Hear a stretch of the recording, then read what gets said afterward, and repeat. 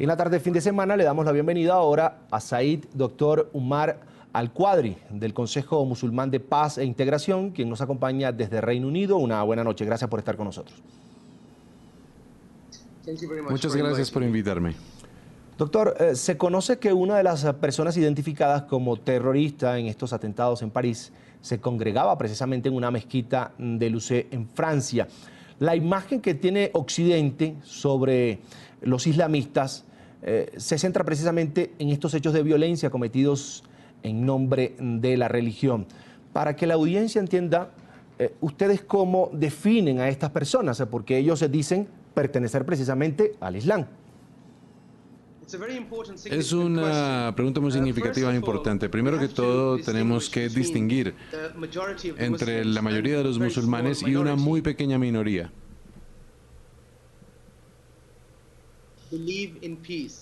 La gran mayoría quiere vivir en paz. 1.600 millones de musulmanes en este mundo creen que el Islam es una fuerza de paz.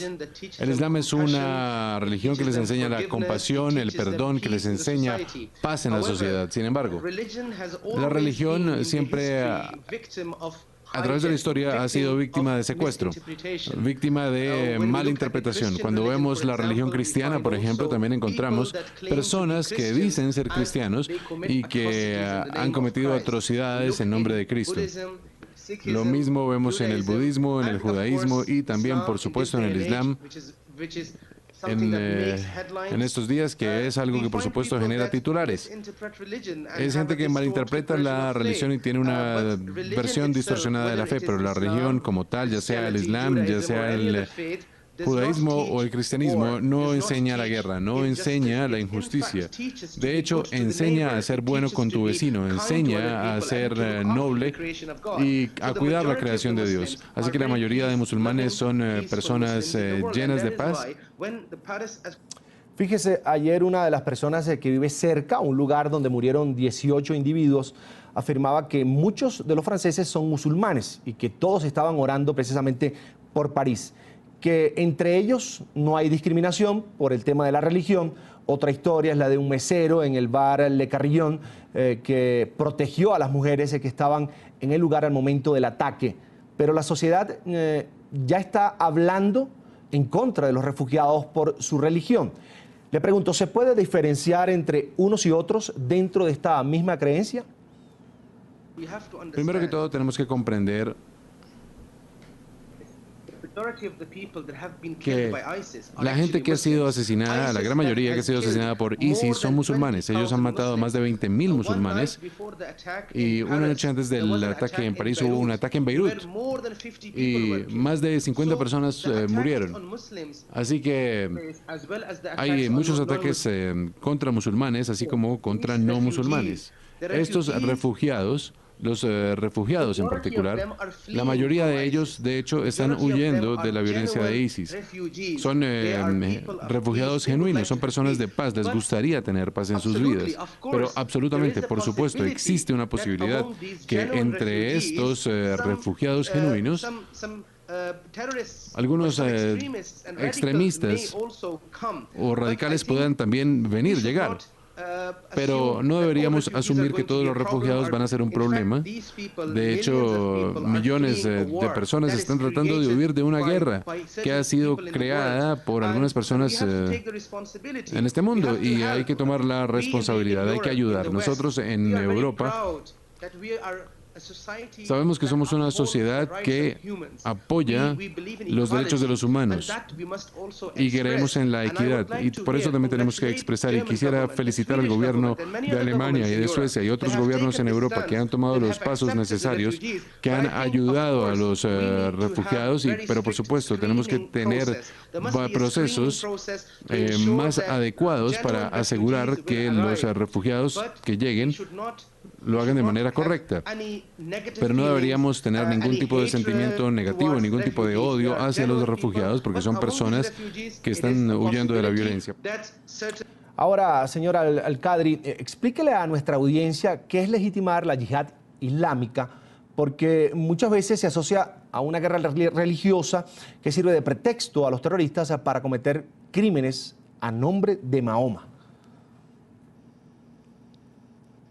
Bueno, la yihad, primero que todo, no significa guerra santa. En árabe se dice de otra forma. Y yihad viene de la palabra yihada, que significa lucha.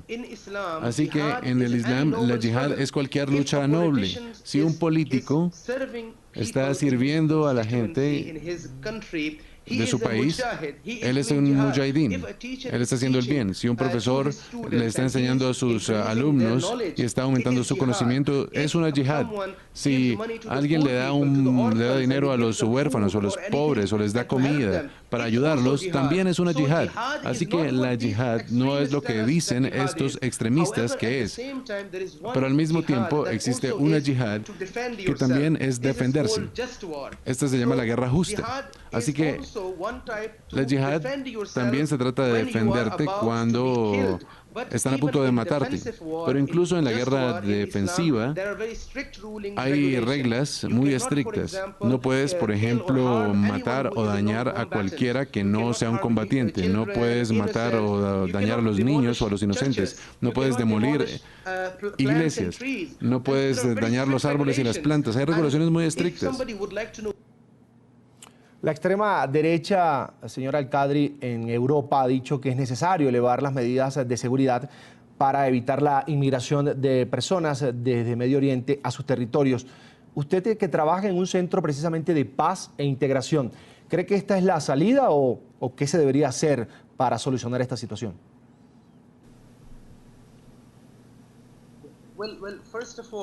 Primero que todo, mi sugerencia y la sugerencia que yo tendría y que lancé incluso en la comisión el mes de octubre es que si quieren eliminar al extremismo y el radicalismo, este problema que todo el mundo está enfrentando, tenemos que ser honestos, tenemos que ser sinceros en nuestra metodología y en nuestro enfoque.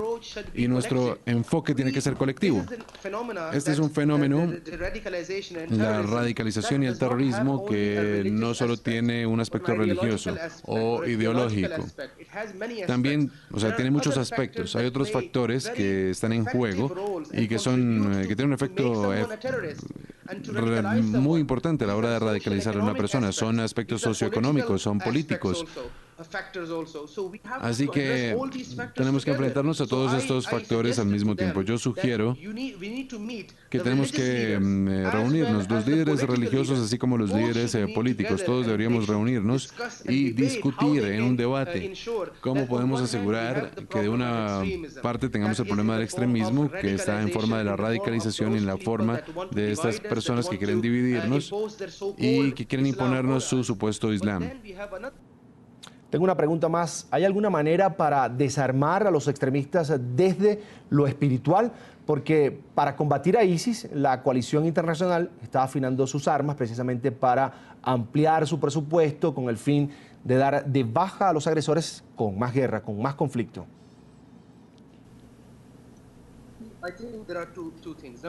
Creo que hay dos cosas. Primero que todo, es un problema ideológico y teológico. Hay que atender este problema. Y también tenemos que atender o informar a los miembros de la comunidad musulmana cómo personas como ellos, que malinterpretan los textos, cómo distorsionan las enseñanzas del Islam. Hay que enseñarles esto. Y lo segundo que tenemos que hacer es atender algunas causas de raíz. Hay jóvenes que tienen crisis de identidad. Personas que ven la doble moral de los países de Occidente, ven el tema, el conflicto de Israel y Palestina, que no se ha resuelto en muchos años, y se preguntan por qué ocurre esto. Está el tema de la invasión. Hemos tenido cientos de miles de personas asesinadas en Irak. Las personas responsables por eso. El ex primer ministro del Reino Unido, Tony Blair, él se disculpó, ofreció una disculpa que no es nada, y no ocurrió nada. Él debió estar en prisión. Esta persona que es la razón por la cual millones de personas han muerto, ahora sigue caminando por ahí libre y simplemente ofrece una disculpa. Entonces tenemos que tener los mismos estándares para todos. La injusticia es la injusticia. Quien haya cometido estos actos debe enfrentar las consecuencias y debe ser perseguido. Y finalmente, otra cosa que es muy importante es que debemos todos darnos cuenta cómo ISIS, ¿de dónde obtienen sus armas? ¿Quién les está vendiendo el armamento? Quiero agradecer a Said Dr. Umar Al-Qadri del Consejo Musulmán de Paz e Integración por habernos acompañado en la tarde fin de semana. Gracias por invitarme. Siempre bienvenido.